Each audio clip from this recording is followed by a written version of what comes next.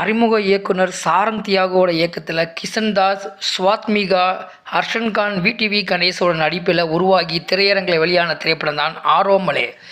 காதல் கதைகளத்தில் உருவாகி ரிலீஸ் ஆகியிருக்கிற இந்த படம் எப்படி இருக்குன்னு சொல்லி பார்க்கலாம் வாங்க. பள்ளி பருவத்தில் விண்ணை தாண்டி வருவாய படத்தை பார்த்துட்டு காதல்னா சினிமாவில் வர்றது மாதிரி தான் இருக்கும்னு நினச்சி காதலை தேடி அலைகிறாரு கதாநாயகன் கிஷன் தாஸ். பள்ளி மற்றும் கல்லூரி என தொடர்ந்து ஒவ்வொரு பெண்ணாக அவர் காதலிச்சுட்டு வந்தாலும் அவள் யாவும் காதலாகவே இல்லை. அதை அவரால் உணரவும் முடிய மாட்டேங்குது. மறுபக்கம் காதல்னான்னு ஒன்று இல்லவே இல்லைன்னு சொல்கிற பெண்ணாக என்ட்ரி கொடுத்துருக்குறாங்க கதாநாயகி ஸ்வாத்மிகா. இந்த படத்தில் பார்த்திங்கன்னா மேட்ரிமணியோட சீனியர் மேனேஜராக இவர் இருக்க அந்த கம்பெனியில் புதிதாக வேலைக்கு சேர்கிறாங்க கிஷன் தாஸ். ஸ்வாத்மியாக பார்த்தவுடன் காதலிக்க துவங்கும் கிஷன் அதன்பின் அவருடைய குணத்தை அறிந்து அதிர்ச்சியில் உறைஞ்சே போகிறாரு.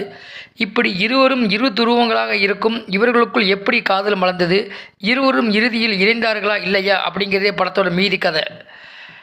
அறிமுக இயக்குனர் சாரங் தியாகு வித்தியாசமான காதல் கதையை காட்டவில்லை அப்படின்னு சொன்னாலும் ஒரு அழகான காதல் திரைப்படத்தை வழங்கியிருக்கானே சொல்லலாம். படத்தின் முதல் பாதி சுவாரஸ்யமாக செல்லுது. ஆனால் ரெண்டாம் பாதியில் அடுத்த காட்சி இதுதான் என எளிதாக நம்மளால் கணிக்க முடியுது. ஹீரோயினுக்கு இடையான காதல் உருவாகும் காட்சிகளை காட்டிய விதம் அழகாக இருந்தாலும் நமக்கு தான் அது ஒட்டவில்லை.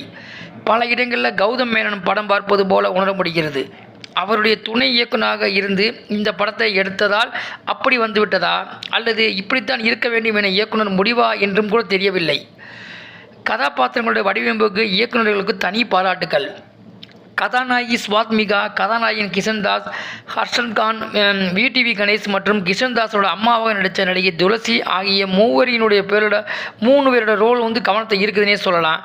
குறிப்பாக ஹர்ஷன் கான் பல இடங்களில் ஸ்கோர் செய்கிறாரு. நகைச்சுவை டைமிங்கில் பட்டையை கிளப்பியிருக்கிறாரு. பல இடங்களில் படத்தை சுவாரஸ்யமாக கொண்டு சென்றதே அவருடைய நகைச்சுவை தான். அவருக்கு நம்மளுடைய வாழ்த்துக்கள்.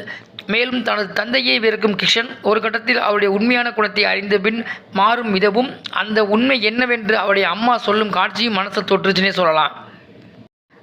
அதே போல் படத்தில் திருப்புமுனையாக காட்சியாக வர்ற விடிவி கணேசோட கதாபாத்திரமும் நம்ம ரசிக்க வைக்குது. படத்தின் சுவாரஸ்யத்தில் தான் குறைவே தவிர கதாபாத்திரங்கள் அனைத்துமே சிறப்பாக வடிவமைக்கப்பட்டிருக்குது.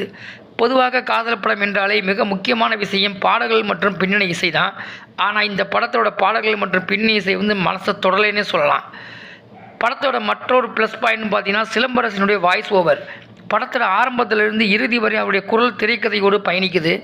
விண்ணை தாண்டி வருவாய படத்தோட காதல் வசனம் அதில் ஹைலைட்டு. மற்ற தொழில்நுட்ப விஷயங்களிலும் குறை எதுவும் தெரியலை. படத்தில் ப்ளஸ் பாயிண்ட்னு பார்த்தோம்னா ஸ்வாத்மிகா, கிஷன் தாஸ், ஹர்ஷன் கான், துளசி, விடிவி கணேஷ் எங்களோட நடிப்பு, நகைச்சுவை காட்சிகள்லாம் ஒரு ப்ளஸ் பாயிண்ட்டாக இருக்குது. அப்புறம் கதாபாத்திரங்களுடைய வடிவமைப்பு இதெல்லாம் ஓகேன்னு சொல்லலாம். எடிட்டிங் காதல்னால என்ன அப்படிங்கிறத சொல்கிற விதமாக இருக்குது. படத்தோட மைனஸ் பாயிண்ட்னு பார்த்தீங்கன்னா சுவாரஸ்யம் ரொம்ப குறைவாகவே இருக்குது. காதல் காட்சிகள் நம்மளோட கனெக்ட் ஆக மாட்டேங்குது. பாடல்கள் மற்றும் பின்னணி இசையும் அந்த அளவுக்கு சொல்கிற மாதிரி இல்லை. மொத்தத்தில் இந்த படம் ஆரம்பநிலை படம். சுவாரஸ்யம் குறைவாக இருந்தாலும் எங்கும் தடம் புரண்டு கதைக்களத்தில் இருந்து வெளியேறி தவறான பாதைக்கு சென்று நம்மை ஏமாற்றவில்லை. கண்டிப்பாக பார்க்கலாம். மேலும் இது போன்ற சினிமா தகவலுக்கு சகானா சூர்யா சேனலை சப்ஸ்கிரைப் செய்யவும்.